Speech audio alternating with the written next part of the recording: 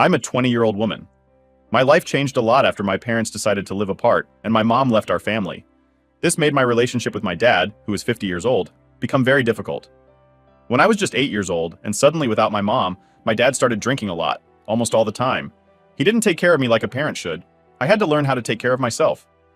Because we lived in a very small and not nice home called an Airstream, and my dad didn't try to improve our situation, it was hard for me to make friends. As I grew up and became a teenager, I started taking care of the household. I did all the cleaning and other tasks around the house. I also helped my dad find a group called Alcoholics Anonymous, AA, through a friend from school. This group helped my dad stop drinking so much and start working to support us financially. But even though he started earning money for us, I still only see him as someone who provides money, not as a father in a traditional sense. We both tried to get closer to each other, but it never really worked. My dad has never said he's sorry for how he acted when I was younger, and we don't talk about those difficult times. Luckily, my grandparents have always supported me. When they found out how tough things were for me and my dad, they moved closer to help me. They know everything that happened and have told my dad he should have acted differently, but he hasn't changed. My grandparents have been great though. They've been there for me in a way my dad hasn't, and we have a strong relationship. 2 years ago, my dad started seeing a woman from his work, Angela, who is 52 years old, and she has a son named Josh, who is also 20. My dad and Angela got married, making Josh my stepbrother. Right from the start, Josh and Angela didn't really like me because I'm not very close to my dad. They didn't understand what had happened in the past, so it made things awkward and difficult between us. I was really relieved when I went to college because it meant I didn't have to spend much time with my stepmom and stepbrother. College was great for me. I made a lot of friends, got involved in different activities, and started working part-time jobs to earn my own money. I've always tried to do things on my own and be as independent as I can. Even so, my dad was still paying for my college, which was something I couldn't afford on my own, despite trying to make extra money through small side jobs. My grandparents were the people in my family I talked to the most. I would visit them a lot more often than I would see my dad. Whenever I had a break from school, I liked to spend time with my grandpa or just visit my dad for the weekend. Josh, my stepbrother, was also away at college, so I didn't see him much at home. However, Angela, my stepmom, was always at my dad's house, making my visits feel uncomfortable and awkward. She always tried to get me to understand my dad's perspective and wanted us to be a perfect, problem-free family. The last time I was there, the atmosphere in the house felt tense. Josh was there too, with a girl I had never seen before, and he seemed very uneasy. Angela had many private talks with him and this girl, who was Josh's girlfriend. Whenever I was at the house, it felt like they were all about to start arguing. I wasn't interested in their issues, but then my dad brought up something that caught my attention. He asked me about my college and my future plans. I was surprised he showed interest in talking to me. Then he explained why he was asking. He suggested that college might not be the best path for me at the moment, mentioning a job opportunity at his workplace. He thought getting some real-life experience before continuing my education might be good for me. He asked if I could pause my college studies, and I said yes, but I didn't really want to.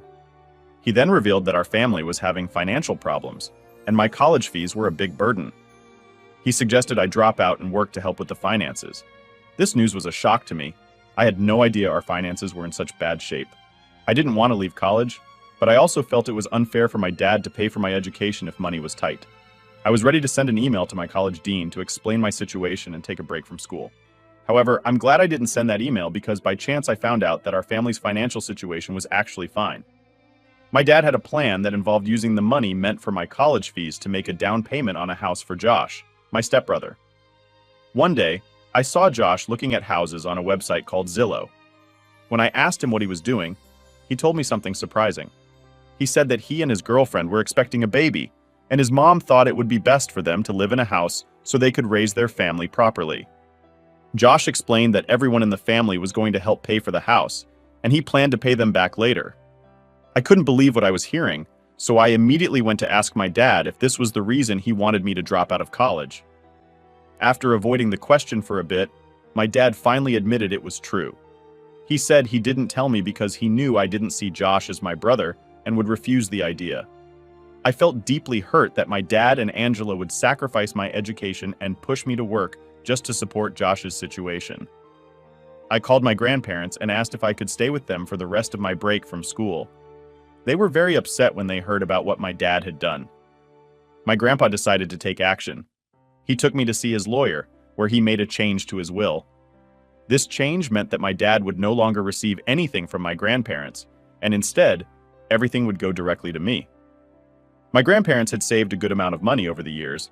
I know it might seem petty, but I asked my grandpa if I could have a copy of the will to show to my dad. My grandpa was also tired of my dad's behavior and agreed. A few weeks later, I went to my dad's house and told him about the changes to the will. I also mentioned that my grandparents were going to support me through college, making it clear I didn't need anything from my dad. He was shocked by this news and called his parents to confirm. After they did, he was very upset and said he didn't want to see me anymore. Now, I'm questioning if I went too far by showing him the will and cutting off ties with him. After cooling down, I talked to some college friends about it, and even my grandparents feel a bit regretful.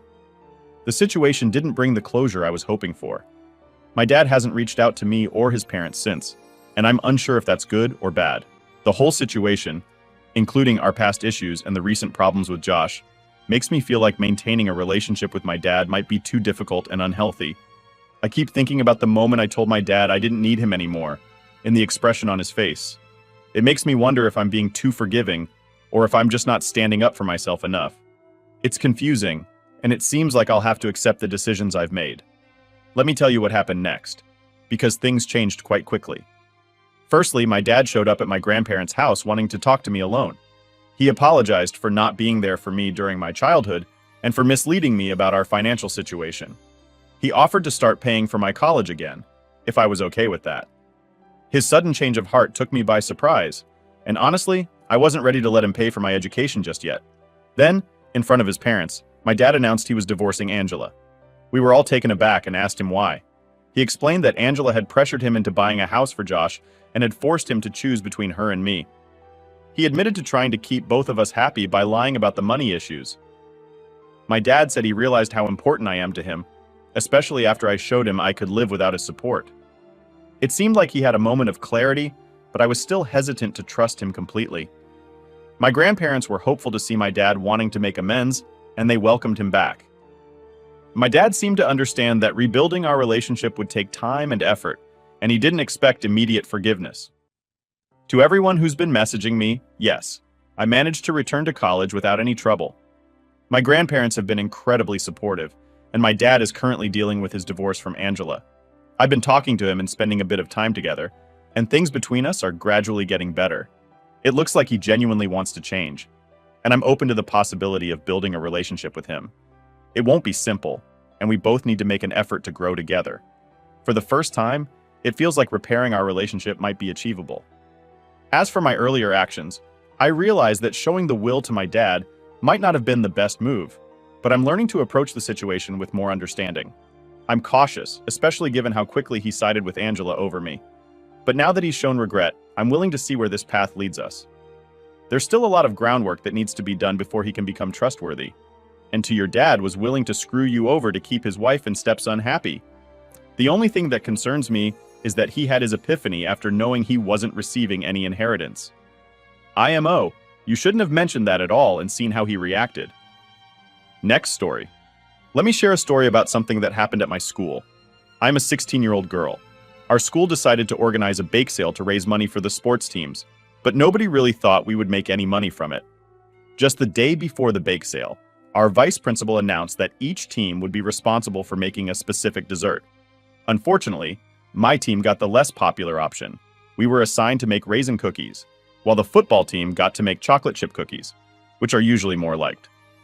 My friend Lisa, who is 17 years old, and her mom spent the whole evening baking these raisin cookies from scratch. They worked really hard and made a total of 52 cookies. However, because not many people like raisin cookies, we didn't sell any. This was disappointing because the money raised from the bake sale was supposed to be shared equally among all the sports teams, even though most of it usually ends up going to the football team anyway. The plan was that half of whatever money we made from the bake sale would go to our sports teams, and the other half would go to a local charity. This bake sale was especially important for us because it was supposed to help fund an upcoming trip for our team. Initially, we had different plans for what to bake, but the vice principal changed them, leading to us not making any money. Predicting this might happen, I decided to take action. After school, I took all the cookies Lisa had made and started selling them in my neighborhood for $1 each. Amazingly, I managed to sell them to 30 people, and my dad even gave me $12 for the remaining cookies. It took me about 4 hours to sell them all. The following day, I shared the money I made with Lisa and contributed the rest to our team's funds during lunch. We started discussing how Lisa could bake all the desserts for us to sell in our neighborhoods in the future. This could potentially cover the entire cost of our trip, and we wouldn't have to rely on the school's fundraising methods. However, a member of the football team overheard our conversation and told the vice principal about our plan.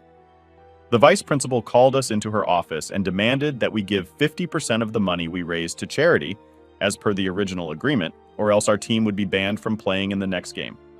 I refused, pointing out that her last-minute changes to the bake sale were the reason we didn't make any money in the first place. She threatened to call the police and our parents, accusing us of theft. Despite her threats, I stood my ground. However, we were forced to stay at school until our parents arrived, and the school officer was present the whole time to intimidate us. In the end, we had to give all the money we raised, not just 50%, and our team was suspended from playing until further notice. Additionally, I was given detention on Fridays for a week. That evening, my mom was very upset with me. She told me I was acting entitled and disrespectful, and that I needed to mature. I didn't respond to her. I usually don't when she's upset like this. Later, I sent a message to Lisa saying sorry for what happened. Lisa told me that my actions were a bit rude, which made me think about this situation more deeply. I want to thank everyone for their advice. After having a conversation with my dad and Lisa, I understood that getting angry at the vice principal wasn't going to fix anything. In fact, it was just making the situation worse. I recognize now that I could have handled things in a much better way, and I admit that was my mistake. I've decided that on Monday I'm going to apologize and move on from this. Some people suggested going to the local news or taking bigger actions, but this really isn't such a big issue. I'm encouraging Lisa to talk to the school board about the vice principal's decision to take our money, but I'm going to stay out of it beyond that. I want to clarify something because it seems there's a misunderstanding. Some people think I just took the cookies without asking Lisa, which isn't true. I did ask her, and she was okay with me selling them. I'm not sure why Lisa was upset afterwards. I'm wondering if any other teammates were upset too. This whole situation reminds me why I usually stay away from school fundraisers. It often feels like the money raised doesn't fairly support all groups, like the arts or choir, and is instead focused on sports like football. If we were told to take the cookies home because they didn't sell at the bake sale, then it seems reasonable to use them as we see fit to support our team. I don't see a problem with that approach. Moving on to a different story, I'm 18 and have been working at a plant nursery for about 3 years. I really love my job there. Even though I earn minimum wage, the store is usually quiet. My manager is very understanding, and I get along great with my coworkers. Up until recently, I hadn't had any issues with anyone at work. Alex, a 30-year-old coworker of mine, and I work closely in the same part of the nursery. We started chatting and joking around a lot since he was hired last summer. We share some common interests and got along really well. Alex has a disability, although I'm not sure of the specifics. It seems to affect his cognitive abilities. He has an attendant who is available to help him from 8 a.m. to 1 p.m. during the weekdays. Once I began attending school and could only work on Sundays, Alex and I didn't see each other much. But on my first day back working full-time after graduating, Alex was really happy to see me and gave me a hug. I'm not comfortable with physical contact for personal reasons, so that moment was a bit uncomfortable for me, but I didn't say anything about it. The first time Alex hugged me, it caught me off guard because he had never done that before. We had a brief chat after that, and then went our separate ways. Later on the same day, we bumped into each other again, and Alex hugged me for a second time. This time, I gently pulled away and suggested we could do a high five instead, noting that I've seen him high five other coworkers in the past. Alex seemed a bit sad, but agreed, and we ended up doing a high five, which felt like a good compromise to me. However, about an hour later, Alex hugged me again. When I expressed that I'd prefer not to hug, he dismissively said, "I don't care," and then unexpectedly kissed me several times on the cheek.